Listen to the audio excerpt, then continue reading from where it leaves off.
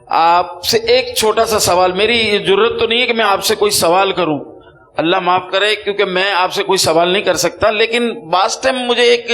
سوال کھٹکتا رہتا ہے کہ یہ ایسا کیوں ہوتا ہے اکثر ہمارے ساتھ کہ ہم کوئی دینی محفل میں بیٹھے ہوئے ہیں جہاں میلاد ہو رہی ہے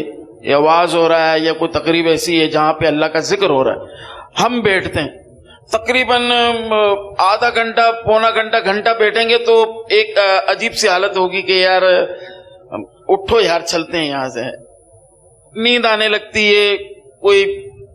پرابلم پیٹ کا ہونے لگتا ہے۔ تو ایسا کیوں ہے؟ جبکہ ہم تھیٹر میں بیٹھے رہیں گے 3 گھنٹے تک تو کچھ نہیں ہوتا، ہم کوئی شو بیس کے حوالے سے کوئی شو میں ہوں گے تو 4 گھنٹے ہوں گے تو وہاں کچھ ایسا کچھ پرابلم نہیں ہوتا، لیکن دینی محفل میں یہ ایسا کیوں ہوتا ہے؟ اکثر میں نے نوٹ کیا لوگوں کو، مجھے ایک سوال کھٹکتا تھا تو آج موقع ملا ہے تو میں نے آپ سے پوچھ لیا، مجھے تھوڑا اس کی وضاحت چاہیے، اس کا کیا حل ہونا چاہیے پاپا؟ جو مریض ہوتا ہے نا اس کا منہ کڑوا ہو جاتا ہے نا، مریض دیکھتا ہے کہ یار یہ مزے لے کر کھاتا ہے، میں نہیں والا منہ میں رکھتا ہوں تو مجھے کڑوا لگتا ہے، مجھ سے کھایا نہیں جاتا، میں اترنے لگتا ہے تو مجھے اچھو لگتا ہے، جن کے پاس میمنی میں اوپ کو چوتا ہے، اوپ کو اچھا تو ہے نا، متلی آتی ہے۔ تو یہ کیا ہے؟ یہ یوں ہے کہ چونکہ مرض ہے، جب بھی یہ مرض کا علاج ہو جائے گا تو کھانا اچھا لگے گا، پھر وہی کھانا پینا شروع ہو جائے گا۔ تو اسی طرح اس کو سمجھنے کی کوشش کی جائے کہ جو نیکیوں کے عادی ہوتے ہیں، ان پاک روحیں ہے نا، ان کو اور جاتے ہی نیک محفلوں میں ان کو نیکی کے کاموں ہی میں دل لگتا ہے، ان کو نیکی کے کاموں میں مزہ آتا ہے۔ میں یہاں دیکھتا ہوں مدنی مذاکرے ہمارے ہوتے ہیں تو یہ مطلب اس سے چہرے میں خود نوٹ کرتا ہوں، بعض کے وہ ہمیشہ ہوتے ہیں، اچھا آپ بھی جلدی جائیں گے، بعض آتے بھی ہیں تو آہستہ آہستہ بھی جیسے آتے ہیں آہستہ، اور 3 گھنٹے کا فلم کا شو، ایک بھی سین اس کا یہ ضائع نہیں کریں گے، پہلے سے آ کے سیٹ پہ بیٹھ جائیں گے کہ ہمارا کوئی مطلب سین اس میں سے رہ نہ جائے۔ نیکیوں میں دل نہیں لگتا تو بہت کچھ مطلب ہے نا کہ وہ رہ جاتا ہے، اگر کوئی آئے بھی تو اس کا، اب اس کا جو بھی عذر ہو وہ خود سمجھ سکتا ہے کہ 3 گھنٹے کا تھیٹر کا جب دورہ ہے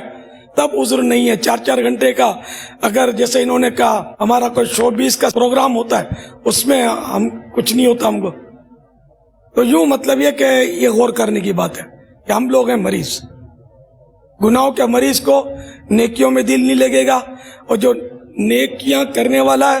اس کا گناہوں بھری جگہ میں دل نہیں لگے گا۔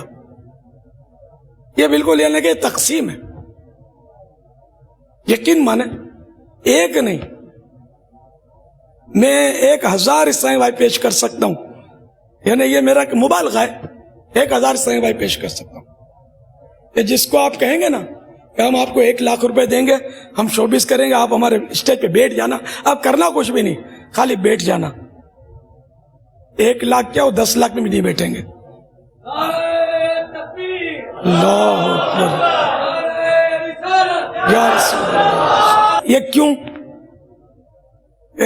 اس کا اس میں دل نہیں لگے گا، اس کو عزت کی بھی لگی رہے گی کہ میری بے عزتی ہوگی، اللہ نے مجھے دین کے حوالے سے عزت دی ہے تو میں کیسے یہاں اس مطلب گناہ کے کام میں جاؤں۔ اسی طرح سنیما گھر بھی ہو نہیں جائے گا، ڈرامہ بھی نہیں دیکھے گا، چھپ کر بھی نہیں دیکھے گا، کیونکہ وہ چھپ کر بھی دیکھنا چاہے گا تو اس کے ذہن میں آئے گا کہ یار یہ میں لوگوں سے چھپ گیا، اللہ تو دیکھ رہا ہے، اللہ دیکھ رہا ہے۔ تو یوں سمجھئے کہ یہ تقسیم ہے۔ کاش ہم سب کے سب 5 وقت پابندی سے نماز پڑھنے والے بن جائیں اور نیکیوں کے عادی ہو جائیں، اور گناہوں کے امراض جو ہیں ہمارے ہم سے چھوٹ جائیں، کہیں ایسا نہ ہو کہ اسی حالت میں ہمیں موت آ جائے۔ تو مرنے میں تو دیکھو نا، روز ہی لوگ مرتے ہیں، کیسی کیسی حالتوں میں مرتے ہیں، اچھے حال میں بھی مرتے ہیں، برے حال میں بھی مرتے ہیں۔ کئی ایسے خوش نصیب ہوتے ہیں جو نماز کے دوران سجدے کی حالت میں ہے نا انتقال ہوتا ہے، سنتے رہتے اس طرح کے قصے۔ کئی ایسے ہوتے ہیں کہ جو گناہ کرتے کرتے شراب کے نشے میں بدمست ہوتے ہیں اور مر جاتے ہیں، زہریلی شراب پی کے مر جاتے ہیں۔ باپا آپ کے ایک مرید کا انتقال ہوا